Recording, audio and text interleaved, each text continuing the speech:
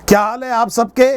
तो अंतिम प्रहार में NEET 2024 biology 360 out of 360 target में बहुत सुपर रिवीजन एक रैपिड फायर कर रहे हैं। मॉलिक्यूलर बेसिस ऑफ इनहेरिटेंस अगले 15 मिनट तक बड़े तेजी से कुछ क्वेश्चंस करेंगे। क्वेश्चन नंबर 1, आरएनए क्या क्या फंक्शन कैरी आउट करता है। तो जेनेटिक मटेरियल का काम करता है, स्ट्रक्चरल रोल है, मैसेंजर का काम करता है, एडेप्टर मॉलिक्यूल का काम करता है और कैटालिटिक रोल भी है। यहां से अपनी एनसीईआरटी पलटते जाइए, डीएनए के स्ट्रक्चर के बारे में बताइए। क्वेश्चन नंबर 2, तो आप ये कहेंगे कि एक स्ट्रक्चर में डीएनए का जो मोनोमर है वो न्यूक्लियोटाइड है। न्यूक्लियोटाइड के 3 कंपोनेंट होते हैं। एक पेंटोस शुगर है जो कि यहां पर 2 प्राइम डीऑक्सीराइबोस है। इसमें कार्बन नंबर 1 पे एन ग्लाइकोसिडिक बॉन्ड से आकर के नाइट्रोजनस बेस जुड़ती है। इस कॉम्बिनेशन को न्यूक्लियोसाइड कहा जाता है। और कार्बन नंबर 5 के ऊपर आकर के फॉस्फेट ग्रुप जुड़ता है और इस न्यूक्लियोसाइड प्लस फॉस्फेट को न्यूक्लियोटाइड कहा जाता है। नाइट्रोजनस बेस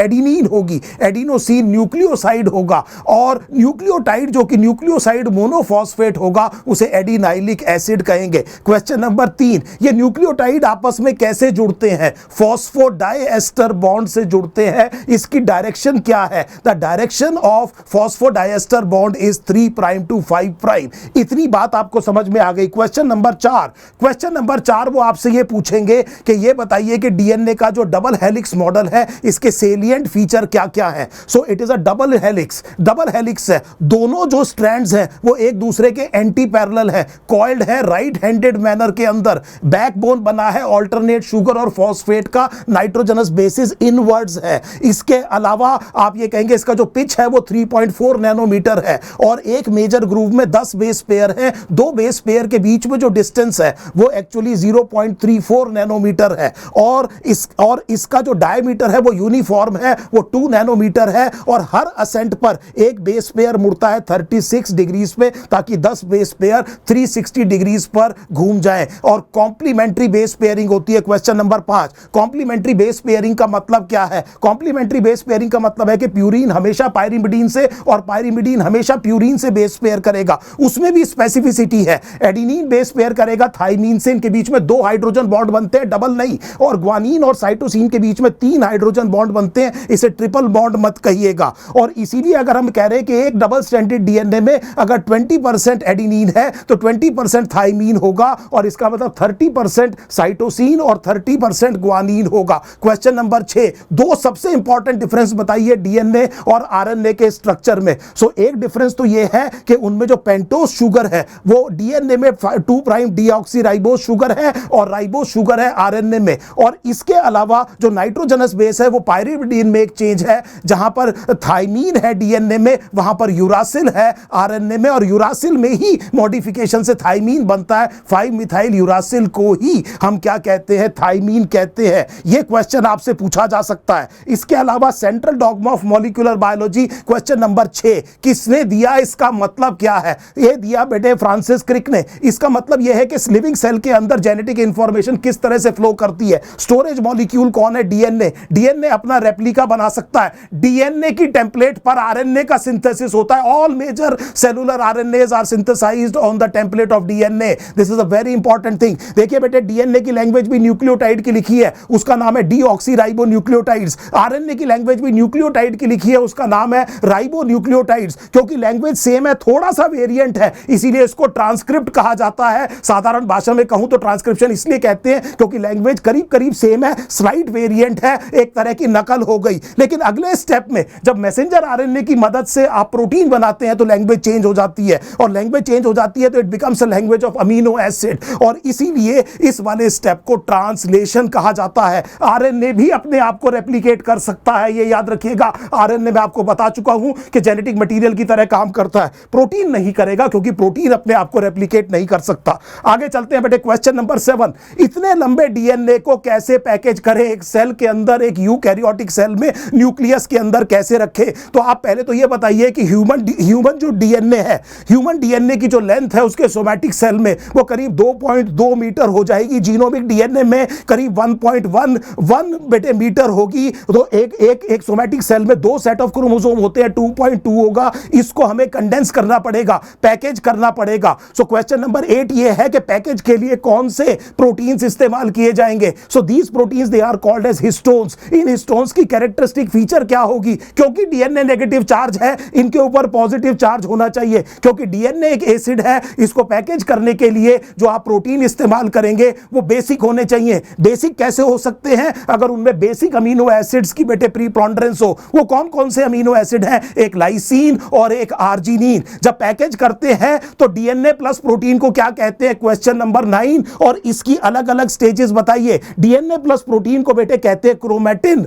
और जब आप क्रोमैटिन को करते हैं तो पहली 10 नैनोमीटर स्टेज को आप कहते हैं न्यूक्लियोसोम। हर एक न्यूक्लियोसोम में आपके पास 200 बेस पेयर होते हैं। इसको और कंडेंस करके कहते हैं सोलेनॉइड। उतनी आपको जरूरत नहीं है। और हाईएस्ट जो स्टेट है कंडेंसेशन की वो मेटाफेज क्रोमोसोम पर आती है, करीब 1400 नैनोमीटर। तो डीएनए जो 2 नैनोमीटर की डायमीटर है वो कंडेंस होकर के 1400 नैनोमीटर तक हो सकता है। अगला क्वेश्चन नंबर 10, ये यूक्रोमैटिन और हेटेरोक्रोमैटिन में अंतर क्या है। यूक्रोमैटिन लूजली कॉइल्ड है और यहां पर ट्रांसक्रिप्शनली एक्टिव है। उसकी वजह यह है कि खुला हुआ है, इसीलिए ज्यादा स्ट्रेन नहीं लेता और इसीलिए प्रमोटर तक आरएनए पॉलीमरेज पहुंच सकता है। और आरएनए पॉलीमरेज पहुंच जाएगा तो ट्रांसक्रिप्ट बन जाएगा, क्योंकि आरएनए पॉलीमरेज प्रमोटर को पहचान के उसके डाउनस्ट्रीम जो भी चीज होती है उसको क्या कर देता है, ट्रांसक्राइब कर देता है। इसलिए ये ट्रांसक्रिप्शनली एक्टिव है। जबकि हेटेरोक्रोमैटिन जो है वो ट्रांसक्रिप्शनली इनएक्टिव है, वो टाइटली कॉइल्ड है और डार्कली स्टेन्ड है। वहां पर जो प्रमोटर है it is not accessible to RNA polymerase. RNA polymerase और प्रमोटर की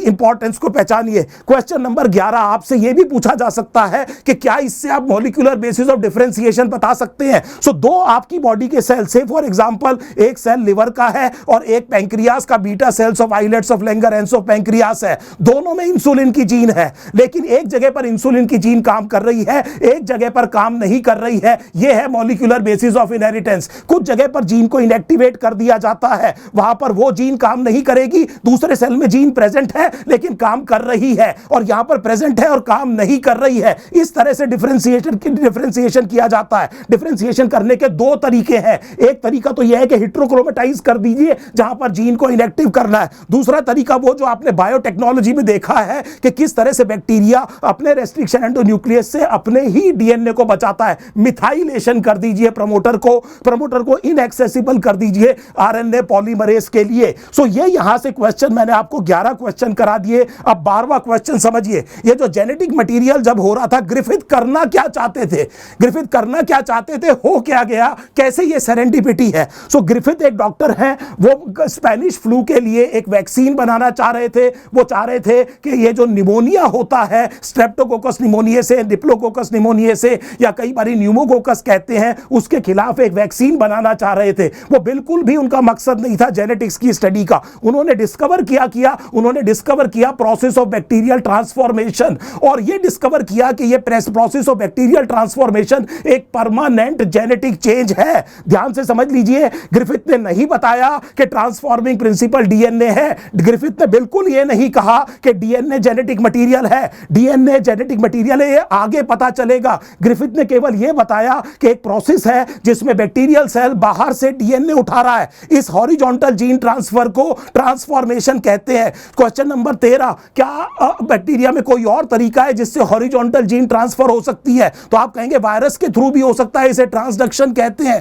और कॉन्जुगेशन के थ्रू भी होता है, सेक्स पाइलाई इस्तेमाल होते हैं। ये 2-3 तरीके हैं। और ट्रांसफॉर्मेशन किसने डिस्कवर किया, ग्रिफिथ ने कि डीएनए ट्रांसफॉर्मिंग प्रिंसिपल है। ये सेरेंडिपिटी था, वो देखने कुछ और गए थे, उनको मिल कुछ और गया। ये बात याद रखिएगा। इसके बाद में क्वेश्चन नंबर 14, मेरे ख्याल से यही नंबर है, एक आध इधर उधर हो जाएगा। तो अब ये है कि ट्रांसफॉर्मिंग प्रिंसिपल को कैरेक्टराइज करने के लिए सबसे पहले न्यूक्लिक एसिड को प्योर फॉर्म में किसने आइसोलेट किया। आंसर है बेटे एवरी मैक्लॉयड और मैकार्टी। आप देखिए, उन्होंने हीट किल्ड एस सेल को तोड़ा और जो लाइसेट है उसके सारे एंजाइम डाल दिए। सिवाय डीएनए के, और केवल डीएनए बच गया, और उस लाइसेट को फिर डाला चिल्ड अल्कोहल में और स्पूलिंग से डीएनए को निकाल लिया। तो सबसे पहले इस क्वेश्चन को दूसरी तरह से एग्जामिनर पूछ सकता है कि उन साइंटिस्ट का नाम बताइए जिन्होंने सबसे पहले न्यूक्लिक एसिड्स को प्योर फॉर्म में आइसोलेट किया। तो एवरी मैक्लॉयड और मैकार्टी, क्या उन्होंने 100% ये प्रूव कर दिया था कि डीएनए जेनेटिक मटेरियल है? क्वेश्चन नंबर 15, यस, उनके एक्सपेरिमेंट के रिजल्ट से लगता है कि यस ये होना चाहिए। फिर क्वेश्चन नंबर 15 भी आपसे ये पूछ सकते हैं कि क्यों एनसीईआरटी कहती है कि not all biologist were convinced, क्योंकि उस टाइम पर जो डीएनए का स्ट्रक्चर था वो फीबस लिविन का स्ट्रक्चर था। उन्होंने एक टेट्रा न्यूक्लियोटाइड मॉडल दिया था, उसमें डाइवर्सिटी नहीं थी, और साइंटिस्ट ये जानते थे कि जो भी मॉलिक्यूल जेनेटिक इंफॉर्मेशन को स्टोर करेगा वो डाइवर्सिटी को एक्सप्लेन करना चाहिए, वो इंटेलिजेंट मॉलिक्यूल होना चाहिए। और क्योंकि उस टाइम पे लोगों को लगता था कि डीएनए में डाइवर्सिटी नहीं है, तो लोग ये मानने को तैयार नहीं थे। क्वेश्चन नंबर 16, फिर ये अनइक्विवोकली किसने प्रूव किया? हर्शे और चेज ने। हर्शे और चेज ने बैक्टीरियोफेज क्यों इस्तेमाल किया? क्वेश्चन नंबर 17, क्योंकि कंफ्यूजन किसमें है? डीएनए और प्रोटीन में। क्वेश्चन नंबर 18 पहले कराता हूं, ये कंफ्यूजन है क्यों? सबसे पहले आप 3 एक्सपेरिमेंट करेंगे, एग्जामिनर आपसे पूछेगा भैया ये तो बताओ कि ये कंफ्यूज हो क्यों रहे हो कि डीएनए है कि प्रोटीन है? तो आप ये कहेंगे कि प्रोटीन में बहुत ज्यादा डाइवर्सिटी होती है। उस टाइम पे लोगों को लगता था डीएनए में इतनी डाइवर्सिटी नहीं है, क्योंकि मॉडल ढंग से पता नहीं था, लेकिन प्रोटीन में डाइवर्सिटी का पता था, और उनके हिसाब से जो जेनेटिक मटीरियल है वो इंटेलिजेंट होना चाहिए, वो लिविंग वर्ल्ड में डाइवर्सिटी को एक्सप्लेन करे। इसीलिए उनके दिमाग में पहले ये आया कि शायद प्रोटीन हो सकता है। हर्शे और चेज ने, क्वेश्चन नंबर 18, 19 जो भी है, हर्शे और चेज ने क्या किया? उन्होंने बैक्टीरियोफेज लिया, क्योंकि बैक्टीरियोफेज जो वायरस है वो न्यूक्लियोकैप्सिड होता है, उसमें डबल स्ट्रैंडेड डीएनए है और चारों तरफ प्रोटीन है। उनको डिफरेंटली टैग किया जा सकता था रेडियो एक्टिवली, और बड़ी आसानी से प्रूव कर सकते थे कि इन्फेक्शन में केवल और केवल डीएनए एंटर किया है बैक्टीरियल सेल के अंदर, और इसीलिए ये ट्रांसफॉर्मिंग प्रिंसिपल डीएनए ही होना चाहिए। और प्लीज ट्राई टू अंडरस्टैंड, उन्होंने भी ये प्रूव किया कि ये ट्रांसफॉर्मेशन एक परमानेंट जेनेटिक चेंज है, क्योंकि जिनके अंदर ये रेडियो एक्टिव बेटे डीएनए पहुंच गया था वो उनके अंदर रेप्लिकेट करके इनहेरिट भी हो रहा था। इतनी बात हमें समझ में आ गई। क्वेश्चन नंबर 20, सो जब हम इसके आगे चलेंगे बेटे, क्वेश्चन नंबर 20 ये बता रहे हैं कि क्या क्या प्रॉपर्टी होनी चाहिए। बहुत इंपॉर्टेंट क्वेश्चन है। जिस मॉलिक्यूल को आप ये कह रहे हैं कि वो जेनेटिक इंफॉर्मेशन स्टोर करेगा, उसमें क्या क्या प्रॉपर्टी होनी चाहिए? पहली चीज, रेप्लिकेट करे। सबसे जरूरी प्रॉपर्टी, जो भी चीज बेटे क्या करेगा, जेनेटिक इंफॉर्मेशन को स्टोर करेगा, वो अपने आप को रेप्लिकेट करना ही चाहिए। दूसरी चीज बेटे, नंबर 2, स्टेबल होना चाहिए। ऐसा ना हो कि बेटे सुबह शाम में बेटे ग्रेट फिजियोलॉजिकल चेंजेस आ रहे हैं, फिर लाइफ का कोई मतलब नहीं रह जाता, लेकिन इसके बावजूद डाइवर्सिटी को एक्सप्लेन करना है। कहीं ना कहीं स्कोप होना चाहिए स्लो, कहीं ना कहीं स्कोप होना चाहिए स्लो चेंजेस का, स्लो म्यूटेशन का। इसके अलावा अपने आप को एक्सप्रेस करे किसी मेंडेलियन ट्रेट में, कोई फिनोटाइप बनना चाहिए। कैपिटल टी का तब फायदा है जब टॉल प्लांट बने, क्योंकि नेचर सेलेक्ट करता है बेटे फिनोटाइप को। Nature acts on the organism, selects the phenotype. Indirectly select करता है बेटे जीनोटाइप को, डायरेक्टली तो किसको सेलेक्ट कर रहा है बेटे? फिनोटाइप को। सो ये 4 प्रॉपर्टी होनी चाहिए। अब ये जो अगला क्वेश्चन है, क्वेश्चन नंबर 20, जो इस वीडियो का आखिरी क्वेश्चन है, वो ये है कि डीएनए आरएनए को कंपेयर कर दीजिए इन चारों के चारों पैरामीटर पे। तो पहले पैरामीटर पे कंपेयर करिए बेटे, दोनों अपने आप को रेप्लिकेट कर सकते हैं, दोनों जेनेटिक मटेरियल हो सकते हैं। प्रोटीन नहीं कर सकता, प्रोटीन नहीं होगा, यहीं खत्म कर दीजिए प्रोटीन को। यहां पर कहिए कि डीएनए ज्यादा स्टेबल है आरएनए से, और इसीलिए बेहतर है स्टोर करने के लिए, और इसके पीछे 2 प्राइम डीऑक्सीराइबोस है, एक OH ग्रुप कम है, कम रिएक्टिव है, डबल स्ट्रैंडेड है। यहां पर बेटे एक रिपेयर और मैचिंग का फंक्शन भी है, प्रूफ रीडिंग बहुत बढ़िया होती है, और जो 5 मिथाइल यूरासिल है थाइमीन, वो ज्यादा स्टेबल है बेटे, वो भी उसकी वजह से भी ज्यादा स्टेबल आता है। इसलिए हमने कहा कि डीएनए बेहतर है। आरएनए बेटे तेजी से इवॉल्व करता है। आरएनए वायरसेस जो बहुत तेजी से रेप्लिकेट करते हैं उनमें एरर ज्यादा रह जाते हैं, वो बहुत तेजी से इवॉल्व करता है। कोविड वायरस में हमने देखा कितने वेरिएंट्स आ गए, लेकिन डीएनए काफी ज्यादा स्टेबल है। इसके अलावा हमने ये कहा कि it should be able to express itself in the form of Mendelian characters. देखिए डायरेक्ट एक्सप्रेशन तो आरएनए का होगा, आरएनए की लैंग्वेज ट्रांसलेट रेट होती है, डीएनए एक्सप्रेशन के लिए डिपेंड करता है आरएनए के ऊपर, डीएनए स्टोरेज के लिए बेहतर है, आरएनए ट्रांसमिशन के लिए जरूरी है, flow of genetic information cell के लिए आरएनए बेहतर है, स्टोर करने के लिए डीएनए बेहतर है। फिर मेरी बात बड़े ध्यान से समझिए, डीएनए की चीजें बन सकी क्योंकि केमिकल मॉडिफाई कर सकते थे आरएनए की चीजों को। राइबोस में से 2 प्राइम पर OH हटा दीजिए, 2 प्राइम डीऑक्सी राइबोस बनेगा, यूरासिल में मिथाइलेशन कर दीजिए, 5 मिथाइल यूरासिल बनेगा। इसका मतलब डीएनए बन सकता है किससे? केमिकल मॉडिफिकेशन से। किसमें? आरएनए से। और क्योंकि डीएनए बेहतर क्या है बेटे? बेहतर मॉलिक्यूल है। किस लिए? क्योंकि ज्यादा स्टेबल है। तो यह फंक्शन किसके पास चला गया जब डीएनए इवॉल्व हुआ? किसके पास चला गया बेटे? डीएनए के पास चला गया। लेकिन यह एक आरएनए वर्ड है, यह आरएनए डायरेक्टली अपने आप को एक्सप्रेस करता है मेंडेलियन ट्रेट में, डीएनए नहीं। अगले वीडियो में यहीं से शुरू करेंगे।